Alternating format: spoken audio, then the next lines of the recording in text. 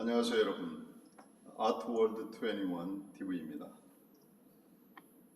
저는 지금 프레 인터내셔널 오리엔탈 아트 페어가 진행되는 인사동에 있는 태화 빌딩 지하 1층 조형 갤러리에 와 있습니다. 이곳 오리엔탈 아트 페어는 이번에 처음 조직된 전시 그룹이고요.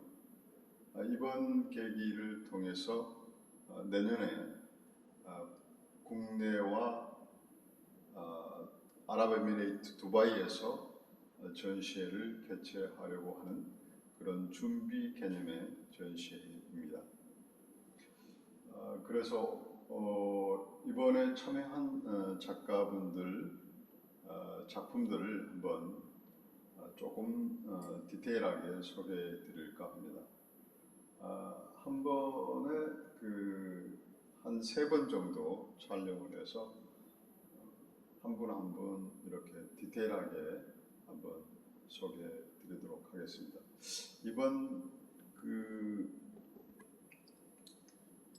이번 전시회에 제가 이제 오리엔탈 아트 페어에 부합되는 그런 작품들이 몇몇 작품들이 있습니다. 그 중에 최인순 선생님의 작품인데요. 제가 최인순 선생님의 작품을 먼저 소개해 드리도록 하겠습니다.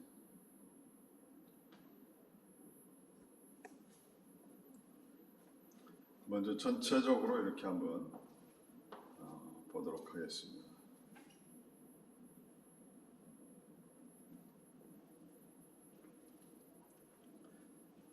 이렇게 멀리서 보면은 추상 작업이죠. 누가 봐도 추상 작업이라고 할 수 있습니다.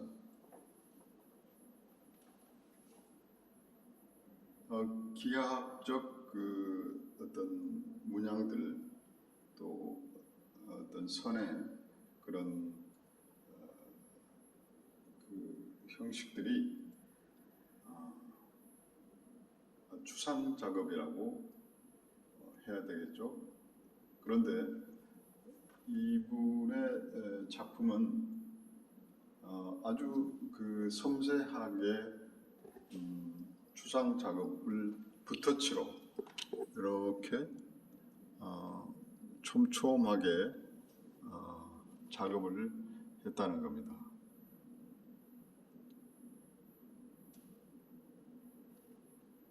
이렇게 보시면 굉장히 많은 터치들이 물감이 올라가 있습니다. 많은 색조들이 이렇게 혼합되어서 병치 혼합되어서 이렇게 멀리서 보면 하나의 컬러 같지만 가까이서 보면은 많은 색채들이 이렇게 혼합되어서 보입니다. 그러면서 자그마한 터치들이 형성이 되어서 선을 만들고 면을 구성해 가고 있죠.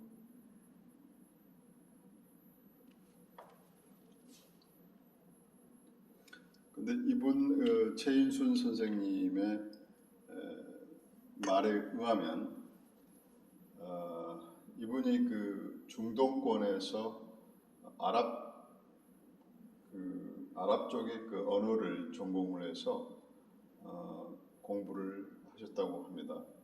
그러면서 이 중동 문화권에 대한 관심을 기울이기 시작했는데 건축 양식에서 보여지는 여러 가지 문양들 그리고 기하학적 형태들이 거기서 아름다움을 발견하고 그때부터 이렇게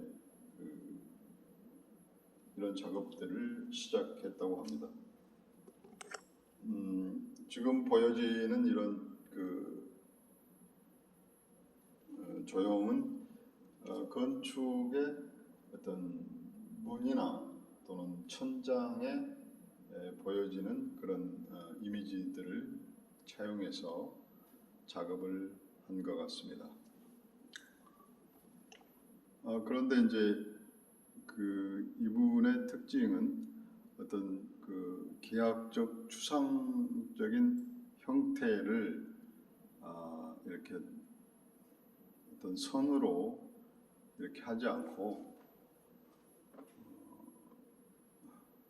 그것들을 이렇게 명상적인 또는 소재로 삼았다라는 그런 느낌을 받습니다. 그래서 그런 문양들을 계속 캔버스에서 촘촘한 붓터치를 형성해 가면서 이 기하학적 문양들을 이루고 있다는 사실입니다. 이 문양들에서 이제 상징하는 것들이 있지 않습니까? 뭐 원이나 뭐 직선이나 곡선, 또 추상적인 이미지이지만 자연 현상계에서 보여지는 여러 가지 문양들이 있지 않습니까? 꽃이랄지, 뭐 어떤 식물의 세포 조직이랄지 이러한 것들, 또는 자연의 어떤 삼라만상에서 벌어지는 우주적인 그런 현상들, 뭐 이런 것들을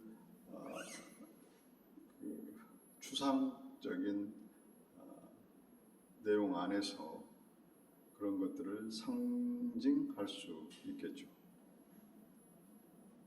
뭐 굉장히 어려운 영역이지만 제가 이제 느끼는 바대로 설명을 드리고 있습니다.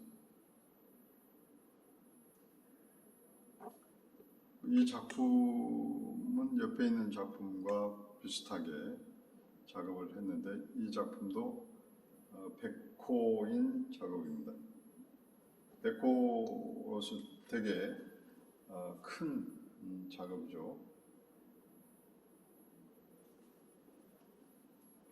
어떤 태양의 어떤 빛살을 어떤 형상화한 듯한, 또는 꽃의 어떤 내부를 이렇게 형성한 듯한 그런 작품인 것 같습니다. 멀리서 보면은 그냥 추상적인 형태로 보이지만, 이렇게 가까이 디테일하게 보면은 다양한 색채들이 병치 혼합을 이루면서 굉장히 아름답다는 생각을 해요. 그래서 이 작가가 촘촘히 색채를 찍어가는 과정에서 굉장히 작가가 추구하는 어떤 미의식 또는 명상의 어떤 세계로 들어가지 않았나, 그런 생각을 하고 있습니다.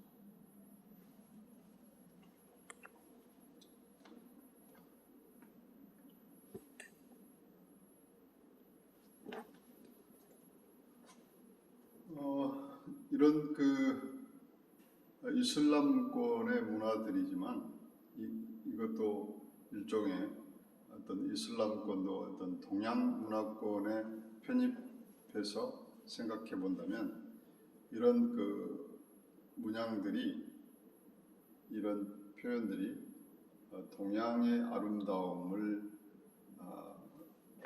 나타내는, 표현하는 그런 작업들이 아닌가라고 생각합니다. 그래서 제가 보기에는 되게 아름답고 훌륭한 작품 같습니다.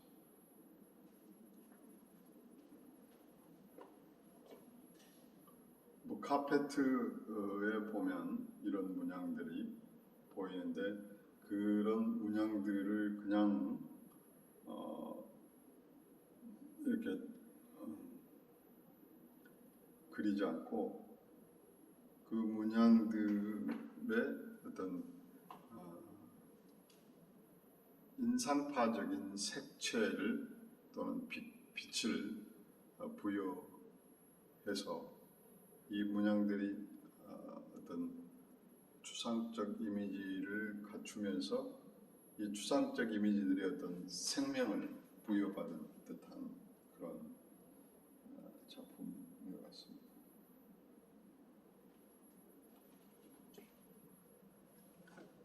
이런 작품들도 보면은 카페트에서 볼 수 있는 문양인데 그 문양을 단순하게 모방한 것이 아니고 인상파적인 색채나 빛을 투여를 해서 이것이 하나의 어떤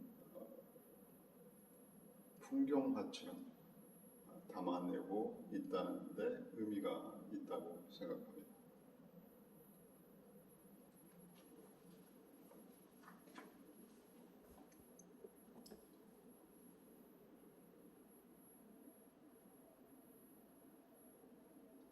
이 작품은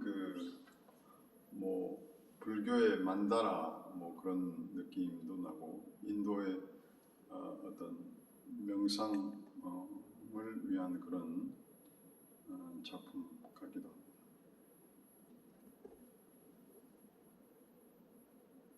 원이라는 것은 영원을 상징하고 또 어떤 생명을 품는 그런 영원한 우주를 상징하는 그런 이미지이기도 하죠. 이런 상징화된 이미지를 그냥 단순하게 드로잉 개념으로 하지 않고 촘촘히 색채를 발라가면서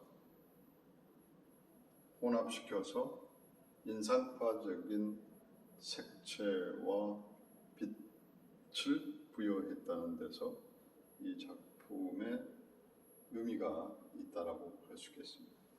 그래서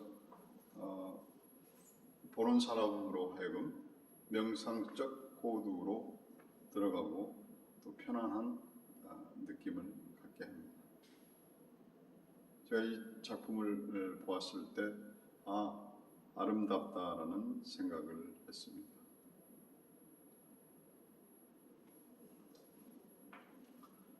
최인순 선생님의 작품은 그래서 제가 셀렉트한 경우입니다. 두 번째로 이제 제가 소개시켜드릴 그림은 작품은 김남수 선생님이신데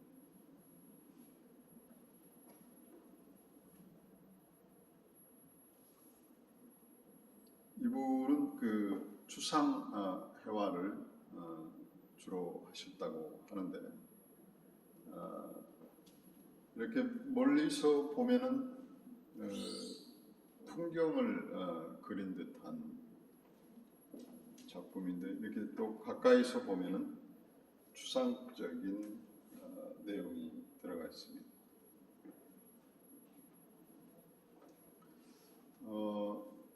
푸른색의 여백, 또 회색조의 여백, 그리고 그 여백 안에서 어떤 물결치거나 또는 번지거나 다른 색채들이 이렇게 혼합되어서 하나의 어떤 몽환적인 분위기를 지금 자아내고 있는데 느낌상으로는 되게 아름다운 작품입니다.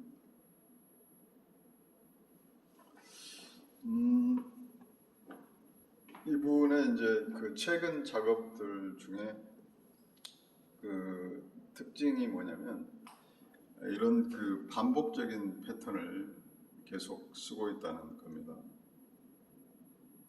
이런 반복적인 패턴을 쓴다는 것은 뭐냐면 이런 반복적인 패턴은 작가 스스로에게 어떤 명상적인 코드로 들어가게 합니다. 이게 반복적인 행위 자체가 왜 명상적인 것이냐면은 우리가 그 갓난아이 때 어머니 뱃속에서 태아로 성장할 때 반복적인 어머니의 심장 소리를 계속 10개월 동안 들으면서 이제 성장을 합니다. 그래서 이제 어머니 뱃속에 있다가 세상에 나와서 이제 어떤 반복적인 패턴을 만나게 되면 어머니 뱃속에서 우리가 10개월 동안 지내던 그런 추억들을 떠올리게 되죠. 그래서 어떤 반복적인 이런 반복적인 패턴을 보면 편하게 느끼는 것이죠. 그래서 뭐 자장가나 뭐 이런 노래들을 보면은 되게 그 반복적인 패턴, 그 부드럽고 온유한 그런 반복적인 패턴으로 구성이 되어 있다는 것을 알 수 있습니다. 그래서 이런 반복적인 패턴을 쓴다는 것은 작가 자신도 이 작품을 할 때 명상적인 느낌, 명상적인 코드로 들어가서 이 작업을 한 것이라고 볼 수 있습니다. 그래서 이 작품을 보는 감상자도 이런 그 반복적인 패턴을 보면서 어떤 안정된 그런 마음, 또 명상적인 그런 느낌을 받고 편안한 느낌을 받게 되는 것이겠죠. 물론 이런 여백들이 그 쉼을 주는 그런 공간일 수도 있고요. 무한한 어떤 그 영역으로 펼쳐지는 그런 느낌을 줄 수도 있습니다. 이런 작품들도 물론 반복적인 패턴을 통해서 그런 명상적인 코드로 들어가게 합니다. 개인적으로는 이런 그 반복적 패턴을 차용한 이런 작품들이 되게 좋습니다.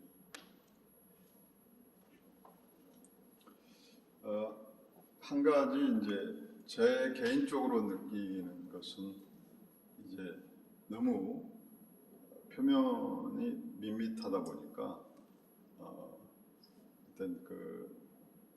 어떤 텍스처에서 느껴지는 어떤 재미 같은 거 있잖아요. 그런 게 느껴지면은 좋겠다라는 생각을 해요. 그러니까 이런 그 블루 계열의 표면이 두꺼운 물감으로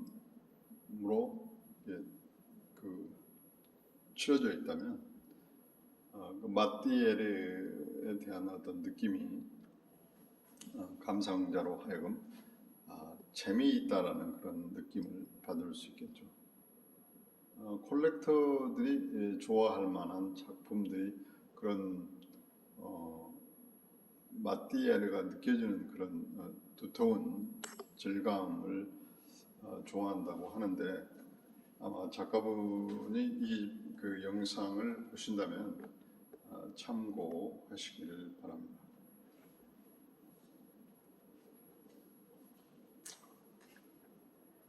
이것도 물론 그 이런 그 명상적인 코드로 작업된 것이기 때문에 굉장히 동양적 그 사유를 나타내는 것이 되어서 오리엔탈 아트 페어에 부합되는 그런 작품이 아닌가 생각하고 있습니다.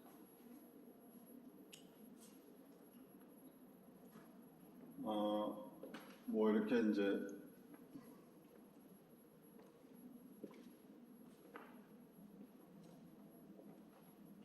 일률적으로 이렇게 보여드리는 게 아니고 제가 그 오리엔탈 아트 페어에 어떤 부합되는 그런 작품들을 먼저 소개해 드리고자 합니다. 이분은 나혜진 선생님이신데,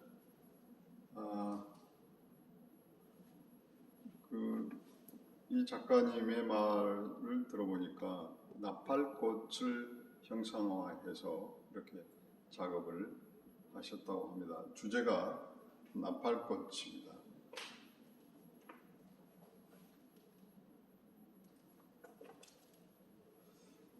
특히 이제 우리나라 조선시대나 고려 적에 이렇게 만들었던 도자기 달 항아리를 이미지로 차용을 했습니다. 근데 시중에서 이렇게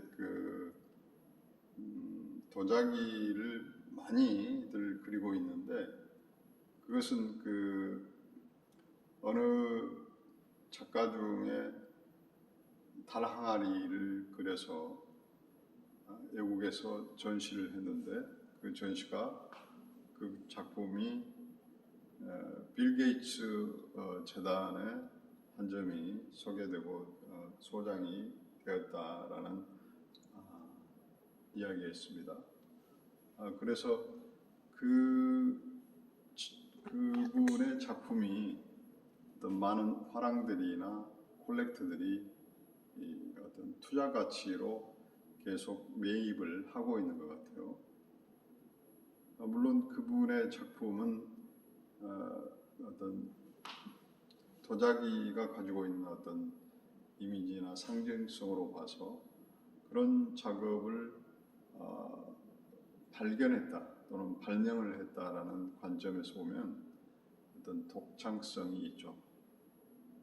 그래서 그 작품이 되게 가치가 있다라고 느껴지는데, 그 작품을 이제 모방해서 계속 달 항아리를 그리는 작가들이 있습니다. 근데 아티스트라면은 그런 어떤 모방적인 작품을 지향해야 되겠다라는 생각을 합니다. 예술의 생명성이 과연 무엇입니까? 독창성에 있지 않습니까?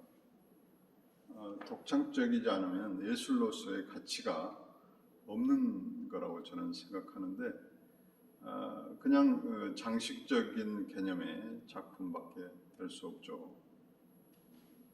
그런 장식적인 작품만을 하면 이제 장식적인 의미에서 작품을 살 수도 있고 그렇지만, 투자 가치로 봤을 때는 가치가 떨어진다라고 생각할 수 있겠습니다. 제가 나혜진 선생님의 작품 앞에서 이렇게 달 항아리를 그린 작가들에 대한 어떤 폄훼성 그런 발언을 하는 것은, 이분이 달 항아리를 그리긴 했지만 달 항아리가 주제가 아니고 이분은 나팔꽃이 주제라는 것입니다. 나팔꽃을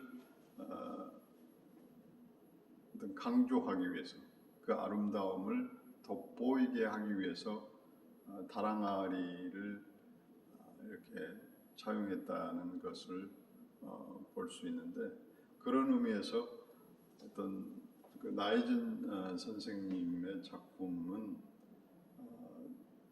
시중에서 모방되어지는 그런 달 항아리 개념을 좀 추월한 것이죠. 그래서 이분 작품이 상당히 동양적 사유 개념을 가지고 꽃의 아름다움, 또 여백의 어떤 아름다움, 그런 것들을 나타내는 듯해서 되게 좋은 느낌을 받았습니다.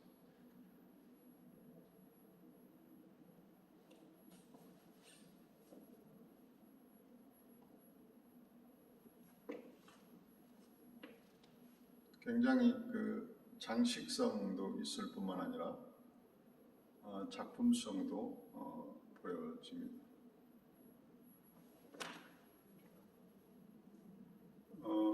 뭐 소장하고 싶은 그런 느낌이 드는 그런 작품 같습니다.